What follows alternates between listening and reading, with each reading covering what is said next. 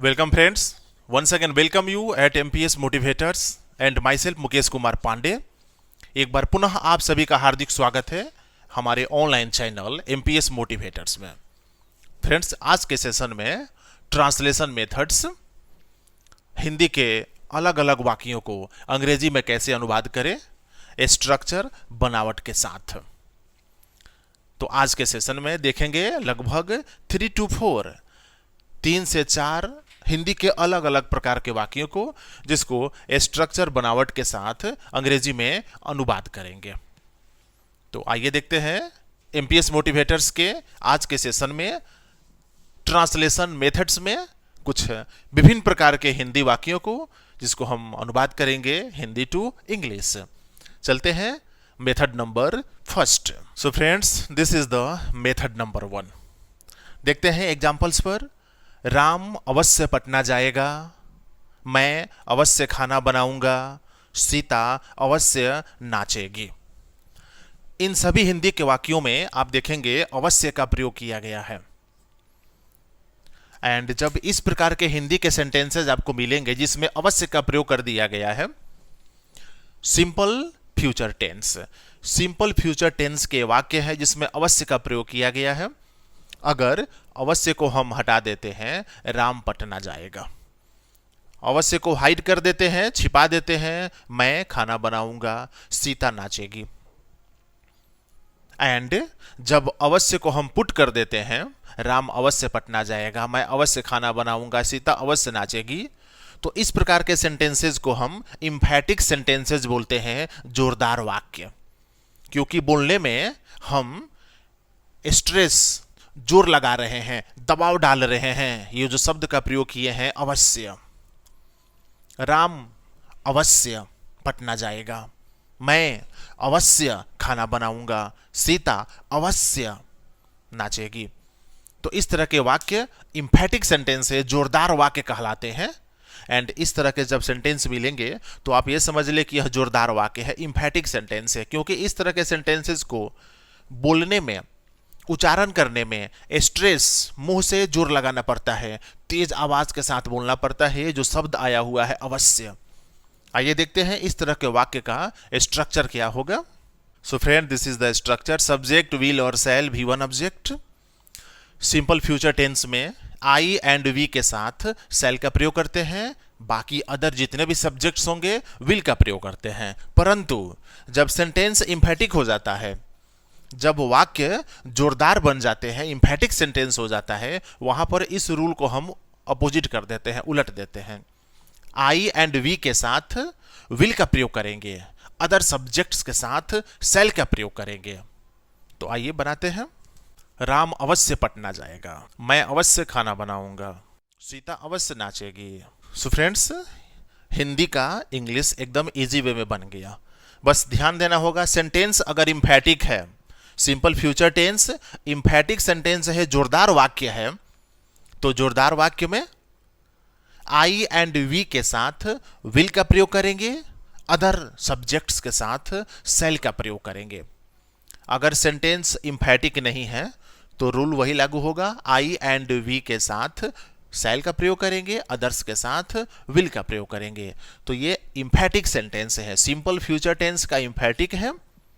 आई के साथ विल का प्रयोग होगा, वी के साथ विल का प्रयोग होगा, एंड बाकी सब्जेक्ट्स के साथ शैल का प्रयोग होगा। एकदम इजी, स्ट्रक्चर वही रहेगा, चाहे वो इम्फैटिक सेंटेंस का हो या नॉन इम्फैटिक का हो।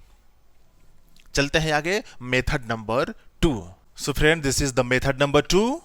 Now look the examples. Sentence को देखते हैं। यहां अवश्य आओ, अवश्य चाय बनाओ, अवश्य खेलो, अवश्य टेलीविजन देखो, अवश्य दौड़ लगाओ। ये सभी इंपेरेटिव सेंटेंस है, आदेश सूचक वाक्य। एंड यह इम्फैटिक है, जोरदार है, क्योंकि सभी वाक्यों में अवश्य का प्रयोग किया गया है।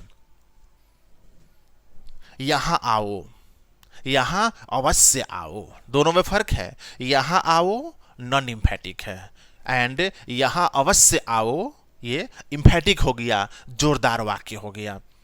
एंड इम्फैटिक सेंटेंस बोलने में सेंटेंस पर हम स्ट्रेस प्रेशर देते हैं, मुंह से बोलने में दबाव डालते हैं। हाथ से पैर से हमको प्रेशर देने की जरूरत नहीं है, फोर्स लगाने की जरूरत नहीं है।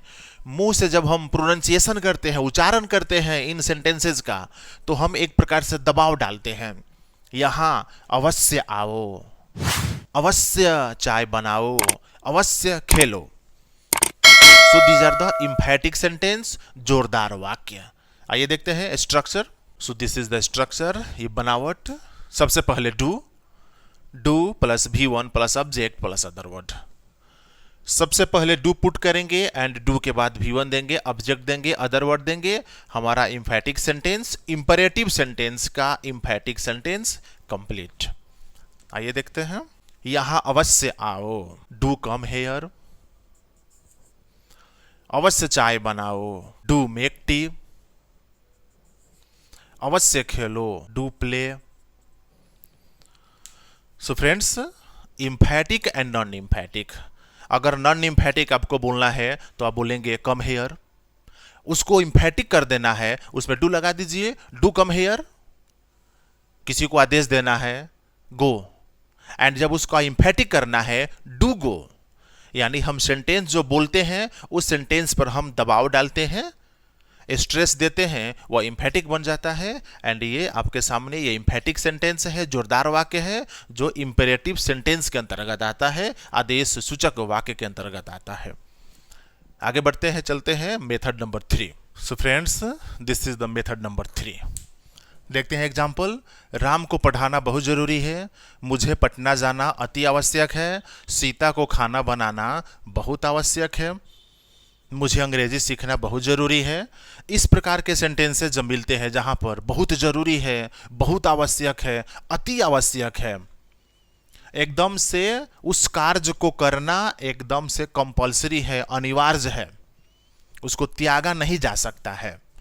तो इस तरह के सेंटेंसेस जहाँ पर बहुत ज़रूरी है, बहुत आवश्यक है, अति आवश्यक है, तो इस तरह के सेंटेंसेस बनाने के लिए आइए देखते हैं स्ट्रक्चर।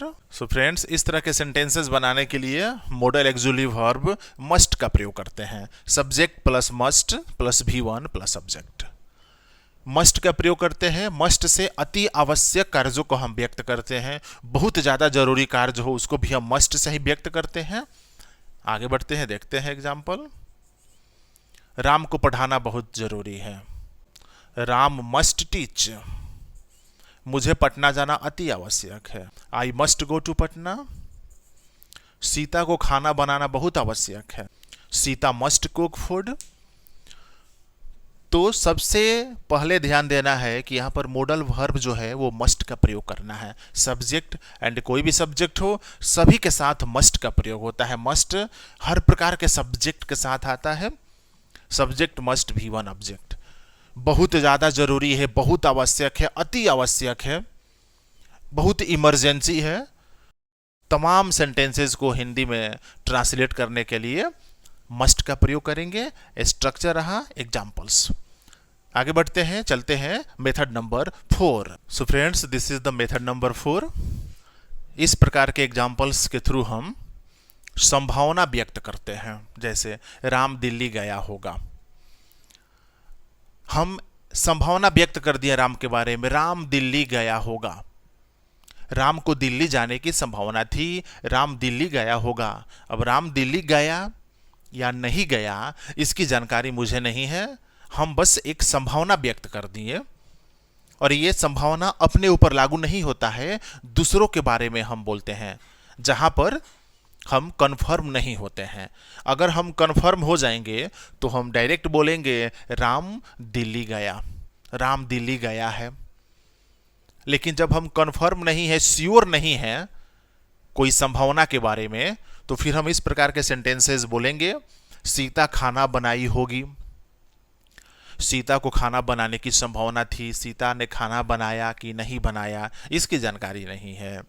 वह परीक्षा पास किया होगा, वो परीक्षा पास किया कि नहीं किया इसकी जानकारी नहीं है, बस हम एक पॉसिबिलिटी, संभावना व्यक्त कर दिए। तो इस प्रकार के सेंटेंसेस जब आपको मिलेंगे, आइए देखते हैं structure. So friends, this is the structure. Subject plus must plus have plus V3 plus object. यहाँ भी मॉडल एक्सुलेटिव वर्ब मस्ट का प्रयोग करेंगे, उसके बाद हैव प्लस V3 वर्ब का तीसरा रूप प्लस ऑब्जेक्ट, यानी सब्जेक्ट के साथ must have plus V3 plus object. आइए देखते हैं एग्जांपल्स। राम दिल्ली गया होगा, Ram must have gone to Delhi. Sita खाना बनाई होगी, Sita must have cooked food. वह परीक्षा पास किया होगा, he must have passed the exam. So friends, संभावना व्यक्त करने के लिए इस प्रकार के सेंटेंसेस मिलेंगे, स्ट्रक्चर, एग्जाम्पल्स।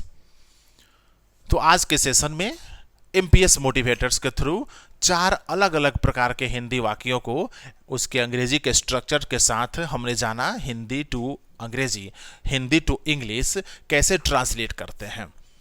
इस तरह के अनगिनत innumerable types of Hindi sentences, Hindi के विभिन्न प्रकार के वाक्यों को, अनेकों प्रकार के वाक्यों को हिंदी टू इंग्लिश ट्रांसलेट करने के लिए आप देखते रहिए हमारा चैनल एमपीएस मोटिवेटर्स। आप सभी फ्रेंड्स, सभी व्यूअर से गुजारिश है, विशेषकर क्लास 8 to 12 के जो स्टूडेंट्स हैं, जिनकी ट्रांसलेशन मेथड्स जो है बहुत ही वीक है, बहुत कमज़ोर हैं, चाहे वो हिंदी टू इंग्लिश हो या फिर इंग्लिश टू हिंदी हो, अगर वे कमज़ोर हैं तो जुड़े हमारे साथ एमपीएस मोटिवेटर्स के साथ। घर बैठे अपनी ताकत, अपनी अंग्रेजी की उच्च प्रतिष्ठा को प्राप्त करें। एमपीएस मोटिवेटर्स का हमारा जो चैनल है उसको सब्सक्राइब करें, वीडियोस देखें, वीडियोस को लाइक करें, वीडियोस को शेयर करें, पॉजिटिव कमेंट्स करें, अपनी परीक्षा की तैयारी करें, अपनी सिलेबस की तैयारी करें। हमारे साथ जुड़े, एमपीएस मोटिवेटर्स के साथ जुड़े। कल नेक्स्ट सेशन में देखेंगे part number 9। Today it is the part number 8। कल के सेशन में देखेंगे पार्ट नंबर 9, कुछ और हिंदी के सेंटेंसेस को देखेंगे अंग्रेजी में ट्रांसलेट करते हुए। देखते रहिए MPS motivators. Till then, thank you very much.